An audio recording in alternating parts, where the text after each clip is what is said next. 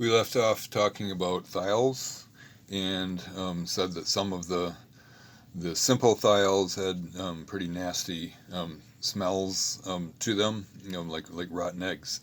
Another thiol then that we're interested in is one of the essential amino acids, which is cysteine, and so it has, again, the alpha carbon has an amino group on it, alpha amino acid, and then it just simply has this SH thiol group on there.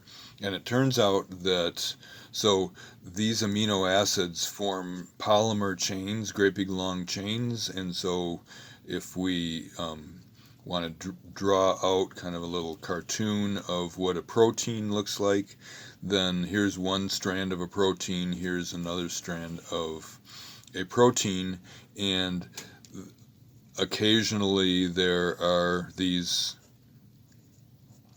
thiol groups. I mean, we have 20 different amino acids that could be there, but some types of protein have higher densities of cysteine in and have more thiol groups coming off of them.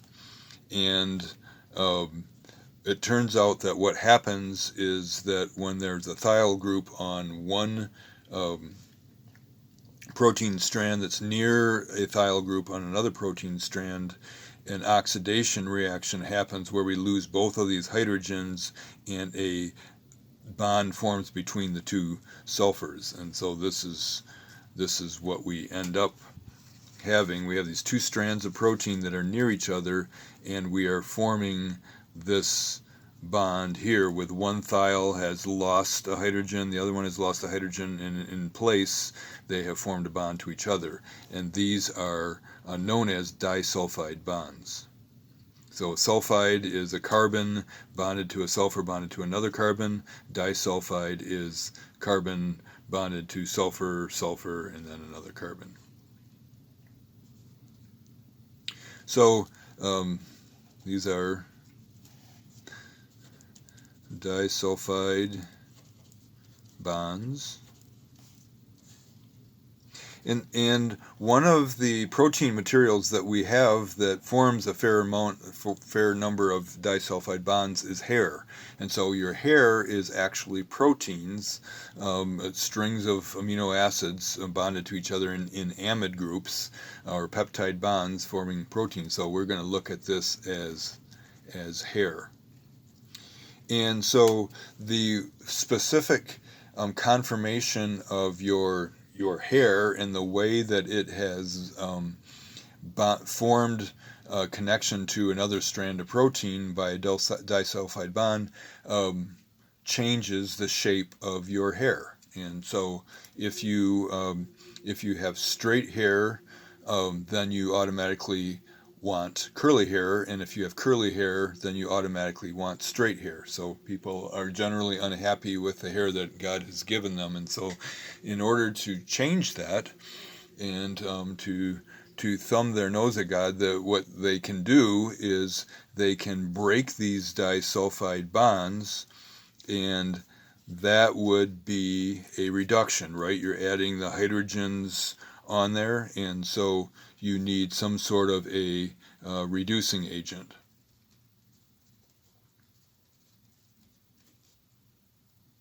And you're familiar with some reducing agents like sodium borohydride or lithium aluminum hydride, and obviously those are not what they dump on your head. But basically you go to your beautician, and he or she dumps a reducing agent on your head, and I've never had a perm, so I really don't know what I'm talking about, but this is the chemistry, and you guys that have gone through this experience can maybe relate to this. And so what has happened is all these disulfide bonds have broken, and then they do something to your hair. They wrap it around pencils or something like that to make curls, or they straighten it or whatever, and then they wash out the reducing agent, and it then is oxidized again and goes back to the disulfide bonds, but they're not the same disulfide bonds anymore. Maybe this sulfur is bonding to that sulfur or something like that, and the shape of your hair changes. And so this is an equilibrium process, and again, you guys that have experience with this can tell how long your perm has lasted. But there's an equilibrium here, so occasionally these bonds break and form. It's going back and forth. They form the free thiol and go back to the disulfide, and eventually your hair goes back to the way it was originally, and then you have to go back and get some more reducing agent dumped on your head.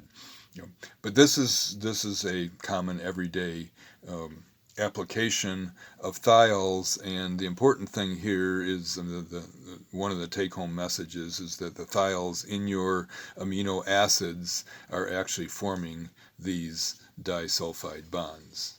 And so this is another sulfur functional group known as the disulfide. So we'll add that to your list of sulfur containing functional groups. And there's a few more that we need to talk about, some that you are familiar with from previous applications. If we have a sulfur that is double bonded to an oxygen that has a couple alkyl groups on it, that functional group is a sulfoxide. And I just have put methyl groups on there, and this would be called dimethyl sulfoxide, DMSO. And DMSO is, among other things, a polar aprotic solvent. It has no OH on it, no NH. It's not acidic, but it has this polar bond on it, so this is a classic polar aprotic solvent. And it's a really good solvent, dissolves a lot of things. We're going to be doing some work with some aminopyrimidines later on, and running NMRs on them, and sulfa drugs that contain the aminopyrimidine group, and those are not soluble in the deuterochloroform that we normally would use to dissolve them for an NMR, but they are soluble in DMSO. And so if we can replace all 6 of these hydrogens with deuteriums, so they don't have a big old peak that messes up your NMR, then you would be using what is called D6, replacing all the 6 hydrogens with deuterium, D6-DMSO, and so this is an NMR solvent. So sulfoxides, and what you are seeing here in this sulfoxide is the sulfur is, unlike oxygen, which can only form 2 bonds, sulfur can form actually 4 bonds and can form 6 bonds, as you will see, and that's because of d orbitals. So we have this expanded octet. And so sulfur compounds are a little weird because you're used to learning about a particular atom and knowing that if it's neutral, it has this many bonds, and if it's carbon and it's neutral, it's got 4 bonds. If it's oxygen and it's neutral, it's got 2 bonds. But sulfur is, because of its expanded octet, then you'll see neutral sulfurs having 2 bonds, 4 bonds, as in the case of sulfoxide, or 6 bonds in the case of sulfuric acid. So this is one of the functional groups, and here's an example of 6-bonded sulfur,